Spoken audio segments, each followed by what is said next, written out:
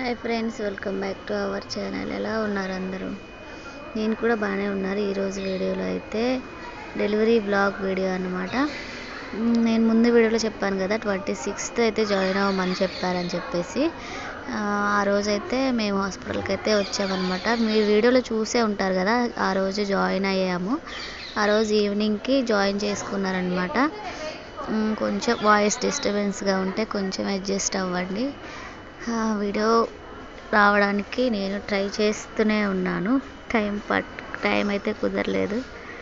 ఇంకా ఇవన్నీ కూడా మనం అంటే అడ్మిట్ అవుతాం కదా, ఆ అడ్మిషన్ బుక్ ఇవన్నీ కూడా ఇంకా దానికి సంబంధించినవన్నీ మనకి ఏమేమి రాశారు, ఏమేమి చేశారు ఇవన్నీ కూడా ఆ కేస్ షీట్లో ఉంటాయన్నమాట. ఇంకా మనకు చూసిన ప్రతిసారి ఆ బుక్ అయితే అవన్నీ చూస్తారు. ఇంకా ఇదన్నమాట ఆ బుక్ అయితే. దీంట్లో అయితే ఫస్ట్ నుంచి మనకి ఏంటి ప్రెగ్నెన్సీ కన్ఫర్మ్ అయిన దగ్గర నుంచి రిపోర్ట్స్ కానివ్వండి అవన్నీ మళ్ళీ దాంట్లో ఎంటర్ చేసి అవన్నీ కూడా అడిగి అక్కడి నుంచి మళ్ళీ చూస్తూ ఉంటారనమాట. ఇంకా ఆ రోజు జాయిన్ అయ్యాం కదా, జాయిన్ అయిన తర్వాత ఇంకా స్కానింగ్ కూడా రాశారు. అది మీకు ముందు వీడియోలో చెప్పాను కదా, స్కానింగ్లో ఇలా బేబీ రౌండ్ అంటే బేబీ బొడ్డుతాడు మెడకు వేసుకుందని చెప్పాను కదా. ఫస్ట్ చూశారు, ఇంకా పర్లేదులే అన్నట్టుగా నార్మల్ జనరల్ వార్డుకి అయితే పంపించారు. ఇంకా రేపు చూద్దాంలే అన్నట్టుగా సాటర్డేకి అయితే వాళ్ళు ప్రిపరేషన్గా పెట్టుకొని అలా పంపించారనమాట. కానీ తర్వాత మళ్ళీ అక్కడి నుంచి మళ్ళీ పిలిపించి అలా కాదమ్మా, అలా అంటే మిమ్మల్ని అబ్జర్వ్ చేస్తూ ఉండాలని చెప్పేసి మళ్ళీ లేబర్ వార్డుకి అయితే మళ్ళీ పిలిపించారు. ఇంకా నైట్ అంతా అక్కడే ఉంచారనమాట. ఇంకా స్కానింగ్లో ఇలా వచ్చింది కదా, మళ్ళీ ప్రతి 2 అవర్స్కి 3 అవర్స్కి ఇలా బేబీ హార్ట్ బీట్ అనేది చూస్తూ ఉంటారనమాట. దానికి ముందు ఇదైతే 2D ఎకో అని హార్ట్కి సంబంధించిన ది స్కాన్ అనమాట. అది స్కానో ఏంటో నాకు తెలీదు. అది చేస్తారనుకుంటా ఆపరేషన్కి అంటే డెలివరీకి ముందు కానివ్వండి ఇలాగా. ఇంకొకటి ఈసీజీ అనేది ఇంకొకటి ఉంటుంది స్కానింగ్, అది కూడా చేశారు. ఇంకెక్కడైతే వీడియో ముందెళ్ళిపోతుంది కదా, ఇక్కడైతే ఆపరేషన్ చేసిన తర్వాత వీడియో అనమాట ఇది. ఫస్ట్ డేనే ఇదైతే. ఇంకా నేనైతే బ్యాక్గ్రౌండ్లో చెప్తూ ఉంటాను నా తర్వాత ఏం జరిగింది అనేది, మీరు చూస్తూ ఉండండి. ఇంకా తర్వాత ఆ నైట్ అంతా మానిటరింగ్ చేస్తూ అలా ఉన్నారనమాట. ఇంకా అక్కడికి నార్మల్ డెలివరీ చేసే మేడం అయితే ఉన్నారు అక్కడికి మా ముందుగానే 3-4 మెంబర్స్కి అయితే నార్మల్ డెలివరీ అయ్యింది. నేను చూస్తూనే ఉన్నాను, వాళ్ళు అలా అందరికీ చూస్తూ డెలివరీస్ అయితే చేస్తున్నారు మేడం గారు. ఇంకా మేమంటే నార్మల్ పేషెంట్స్ కాబట్టి అడిగాను నేనైతే నార్మల్గా ట్రై చేయొచ్చా అంటే, ఇంకా మేడం అయితే అడిగారు బేబీకి డిస్టెన్స్ ఎంత ఉంది అని చెప్పేసి అడిగారు. ముందు ఎందుకు చేశారని చెప్పేసి అడిగారు. అడిగిన తర్వాత బాగానే ఉంది కానీ ట్రై చేసినా కానీ బేబీ కొంచెం వెయిట్ ఎక్కువగా కనిపిస్తుందిగా అని అన్నారు.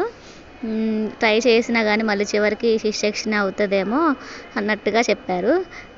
ఇంకా సరే మేడం అని చెప్పేసి అయితే నేను అన్నాను అనమాట.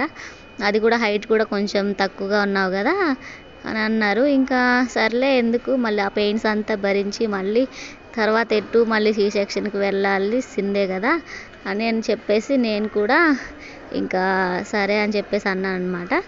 అంటే మనం పెయిన్స్ అన్నీ భరించినా కానీ అవ్వకపోవచ్చు కదా, అందుకని చెప్పేసి ఇంకా రిస్క్ తీసుకోవడం ఎందుకు, మళ్ళీ ఆ పెయిన్స్ భరించాలి, తర్వాత మళ్ళీ డెలివరీ తర్వాత ఈ పెయిన్స్ భరించాలి అని చెప్పేసి ఇంకా నేనైతే సిసెక్షన్కే వెళ్దామని చెప్పేసి అనుకున్నాను అనమాట. ఇంకా నైట్ అంతా మానిటరింగ్ చేసేసి ఇంకా ఉదయం అయితే ఆ నైటే చెప్పారు మాకు ఏం తినొద్దు అని చెప్పేసి, 10 దాటిన తర్వాత ఏం తినొద్దు తాగొద్దు అని చెప్పారు. ఇంకా అవన్నీ చూస్తూ ఇంకా ఉదయం అయితే చూపించాను కదా ఇందాక స్కానింగ్ 2D ఎకో అని హార్ట్కి సంబంధించింది అనమాట, అది చేశారు. తర్వాత ఇంకా నిన్న నైట్ నుంచి ఏం తినట్లేదు కాబట్టి ఇంకా 27 మార్నింగే డెలివరీకి అయితే ప్రిపేర్ చేశారనమాట. 27 మార్నింగ్ 10 అయిపోయింది. 10 ఆ టైంకి ఇంకా బీపీ మానిటరింగ్ ఇవన్నీ చేస్తూ బేబీ హార్ట్ బీట్ ఇవన్నీ చూస్తూ ఇంకా ఆపరేషన్కి అయితే రెడీ చేశారు. కరెక్ట్గా 11:27కి అయితే బేబీ అయితే పుట్టిందనమాట. డెలివరీ అంటే బేబీ పుట్టింది అప్పుడు. ఇంకా అవన్నీ చేసేసి తర్వాత మమ్మల్ని అయితే రూమ్కి అయితే షిఫ్ట్ చేశారు. ఇదైతే హాస్పిటల్లో అనమాట. మమ్మల్ని రూమ్కి షిఫ్ట్ చేసిన తర్వాత ఇది ఇంకా ఇక్కడ ఫెసిలిటీస్ అన్నీ కూడా బాగానే ఉన్నాయి, మీరు చూస్తున్నారు కదా. ఇవన్నీ కూడాను ఇంకా డెలివరీ టైంలో ఫస్ట్ రిషి పుట్టినప్పుడైతే నేను చూడలేదు వాడిని. అప్పుడు చూద్దాం అనుకున్నా చూడలేకపోయాను. ఇప్పుడు చూద్దాం అనుకున్నా కానీ వాళ్ళు నాకైతే ఐ మాస్క్ అది పెట్టారనమాట. ఆక్సిజన్ అది ఉంటుంది కదా, అది పెట్టారు. దానికి మళ్ళీ ఐ మాస్క్ కూడా పెట్టారు. అసలు ఏం కనిపించలేదు. బేబీని తీసేటప్పుడు చూద్దాం అని చెప్పేసి అనుకున్నా, కానీ అలా అవ్వలేదన్నమాట. అందరు చూసిన తర్వాత చూడాల్సి వచ్చింది. నేనైతే నాకు వాళ్ళు తర్వాత కూడా చూపించలేదు. ఇంకా బయటకు వచ్చిన తర్వాత అందరూ చూసిన తర్వాత వార్డుకి షిఫ్ట్ చేసిన తర్వాతే చూశాను నేను బేబీని. ఇంకా సి సెక్షన్ డెలివరీ అంటే అసలు మామూలు విషయం కాదు. అసలుకి ఎంత పెయిన్ ఉంటుందో, అసలుకి ఎన్ని ఇంజెక్షన్స్ తీసుకోవాలి, ఎన్ని క్యాన్లాలు మారవాలో, అసలు కనీసం ఇటు సైడ్ తిరిగి బేబీకి ఫీడింగ్ కూడా ఇవ్వలేని సిచ్యువేషన్ అనమాట. అసలు చాలా నరకం అనమాట. ఇంక ఇదే ఈ హాస్పిటల్లో ఉన్న నాళ్ళు కూడా అసలుకి నాకు ఫస్ట్ ప్రెగ్నెన్సీలో ఇంకా ఎక్కువ పెయిన్ అనిపించింది. అసలు ఇంకా ఇంకో విషయం ఏంటంటే మళ్ళీ ఫస్ట్ ప్రెగ్నెన్సీలో నాకు బ్లడ్ కూడా ఎక్కించారనమాట. బ్లడ్ తక్కువగా ఉందని చెప్పేసి డెలివరీ తర్వాత బ్లడ్ అయితే ఎక్కించారు. కానీ ఇప్పుడైతే ఈ ప్రెగ్నెన్సీలో అయితే నాకు బ్లడ్ అయితే ఎక్కించలేదన్నమాట. ఇంకా డెలివరీ అయిపోయిన తర్వాత ఒక స్కానింగ్ కాదు, బ్లడ్ టెస్ట్ అయితే చేశారు. బ్లడ్ టెస్ట్లో అయితే ఇదన్నమాట ఆ రిపోర్ట్ అయితే. 28 అంటే నెక్స్ట్ డేనే నాకైతే బ్లడ్ టెస్ట్ చేశారు. చేస్తే అందులో రిపోర్ట్స్ అయితే నెక్స్ట్ డేనే వస్తాయి కదా. మార్నింగ్ చేస్తే ఆఫ్టర్నూన్కే వచ్చేస్తాయి. ఇంకా వాటిలో అయితే నాకు బ్లడ్ బాగానే ఉన్నట్టయితే వచ్చింది. బ్లడ్ సెల్స్, బ్లడ్ కౌంట్, ఇవన్నీ ప్లేట్లెట్ కౌంట్స్ ఇవన్నీ కూడా ఇంకా ఇవి బాగానే ఉందని చెప్పేసి అయితే బ్లడ్ అయితే ఎక్కించలేదు. ఇంకా అక్కడ నార్మల్గా ఎమర్జెన్సీ వార్డులో అయితే 2 days అయితే ఉంచారు. ఇంకా అన్నీ నార్మల్గా ఉన్నాయి కదా అని చెప్పేసి మళ్ళీ జనరల్ వార్డ్కి అయితే అంటే షిఫ్ట్ చేశారనమాట. ఏమైనా బీపీ కానీ ఏమన్నా చిన్న చిన్న ప్రాబ్లమ్స్ ఇంకా ఏమన్నా ఉంటే అప్పుడు వాళ్ళని ఇంకా ఎమర్జెన్సీ వార్డులోనే ఉంచుతారు. ఇంకా అన్నీ మంచిగా ఉంటే వాళ్ళు జనరల్ వార్డ్కి అయితే షిఫ్ట్ చేస్తారనమాట.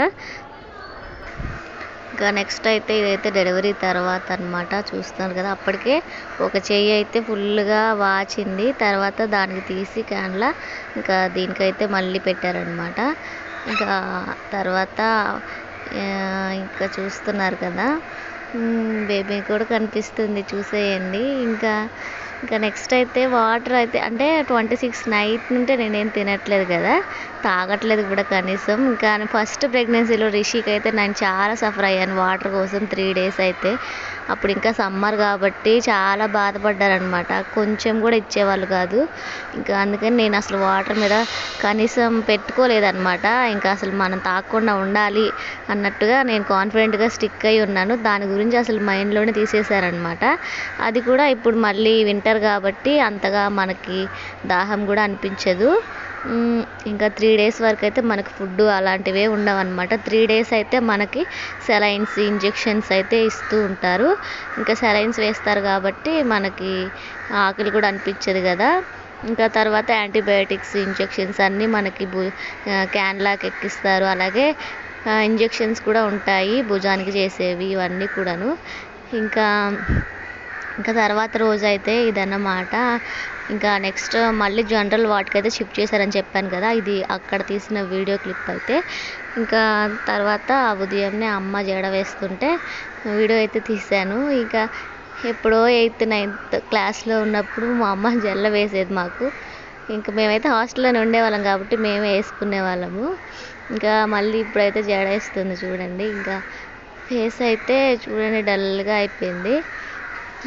ఇంకా ఇంకో విషయం ఏంటంటే, నేను ఫస్ట్ ప్రెగ్నెన్సీలో అంటే నాకు జరిగింది నేను చెప్తున్నాను కంపేర్ చేసుకున్న తర్వాత. ఫస్ట్ ప్రెగ్నెన్సీలో అస్సలు నడవలేకపోయాను నేను. ఇక్కడ ఉన్నన్నాళ్ళు కూడా అంటే హాస్పిటల్లో 7 days అయితే ఉన్నాము ఫస్ట్ ప్రెగ్నెన్సీ అప్పుడు కూడా అసలు నడవలేకపోయాను అనమాట. లాస్ట్ డేనో ఏమో నడిచాను. అప్పుడు ఫుల్ కరోనా ఉండే కాబట్టి ఆ రోజే స్టిచ్చెస్ అన్నీ ఊడదీసి అంటే విప్పుతారు కదా, విప్పి ఆ రోజే పంపించారనమాట. ఇంకా ఇప్పుడైతే అలా కాదు. కొంచెం బెటర్ అనిపించింది. ఫస్ట్ డే అయితే ఎవరికైనా ఒకటే ఆ పెయిన్ అనేది అవన్నీ కూడాను భరించాలి, తప్పదు. ఇంకా నెక్స్ట్ డే మనం యాక్టివ్గా ఉండేదాన్ని బట్టి లేచి తిరిగి అంటే కదిలిస్తూ కాళ్ళు కూడా కదిలించకుండా ఉండిపోతారు అలా బెడ్ మీద పనుకొని. అలా ఉంటే మనకే ఇబ్బంది అవుతుంది అనమాట. తర్వాత లేవడానికి అసలు లేవలేము. అసలు కనీసం ఇటువైపు తిరగడానికి కూడా మనకి చాలా టైం అయితే పడుతుంది. ఇంకా నెక్స్ట్ డే థర్డ్ డే అనమాట ఇదైతే. అప్పుడు నాకు బ్రెడ్ అవి తీసుకోమని చెప్పారు. అప్పుడైతే బ్రెడ్ అయితే తింటున్నాను. కాఫీలో తింటున్నాను అనమాట. టీ కాఫీలో తాగమని చెప్పారు. అవి చల్లారిపోతున్నాయని చెప్పేసి ఇక స్పీడ్గా తింటున్నాను. అందుకే చూడండి, చెయ్యి అయితే ఎలా వాచిపోయిందో, బూరలాగా అయితే ఉబ్బి వాచిందనమాట. ఆ క్యాన్లాలు అవి పెడతారు కదా, వాటికైతే చెయ్యి బాగా వాచింది. ఇంకా ఆ చేతికైతే వేశారు. ఇంకా అప్పుడైతే అవైతే తింటున్నాను. తర్వాత ఇంకా 3 days కంప్లీట్ అయిపోయిన తర్వాత మనకు ఫుడ్ అనేది తీసుకోమని చెప్తారనమాట. అన్ని చోట్ల ఎలా ఉంటుందో నాకైతే తెలియదు, కానీ ఇక్కడైతే అలానే చేస్తారు. 3 days వరకు అయితే మనకు ఫుడ్ అలా ఏమి ఉండదు. తర్వాత ఇడ్లీ కానీ కాఫీ బ్రెడ్ ఇవన్నీ తీసుకోమంటారు. తర్వాత 5 daysకి అంటే 4th day కానీ 5th day కానీ ఆఫ్టర్నూన్ అయితే రైస్ అయితే తీసుకోమని చెప్తారు. ఇలా ఉంటుంది అనమాట. ఇంకా ఇదైతే 4th day అనమాట. నేను కొంచెం 3rd dayనే ఇక్కడికి వార్డుకి షిఫ్ట్ చేసిన తర్వాత వీడియో క్లిప్ ఇది. నేనైతే కొంచెం లేచి అంటే లేవడానికి టైం అయితే పడుతుంది. లేచి కొంచెం అటు ఇటుగా నడుస్తూ అలా తిరుగుతూ ఉన్నానన్నమాట. మనం ఎంత ట్రై చేస్తే ఎంత రికవర్ అవ్వడానికి మన బాడీ కూడా అంతగానే సహకరిస్తుంది కదా, అలానే అనమాట. ఇంకా వీడియోకి అయితే లైక్ చేయండి, ఛానల్ని అయితే సబ్స్క్రైబ్ చేయండి. ఇంకో విషయం ఏంటంటే, ఇంకా పాప పుట్టిందా బాబు పుట్టిందా అనేది నేను నెక్స్ట్ వీడియోలో చెప్తాను. మీరు అయితే గెస్ చేసి కామెంట్ చేయండి. మంచిగా లైక్స్ వచ్చి హైలైట్ అయిన కామెంట్కి అయితే గిఫ్ట్ కూడా ఇచ్చే ప్లాన్ చేద్దాము. మీరు కంపల్సరీగా గెస్ చేసి చెప్పండి. వీడియో కంప్లీట్గా చూస్తే మీకు అర్థమైపోయే ఉండొచ్చు. క్లూస్ కూడా ఉంటాయి కదా. కామెంట్ చేయడం మర్చిపోవద్దు.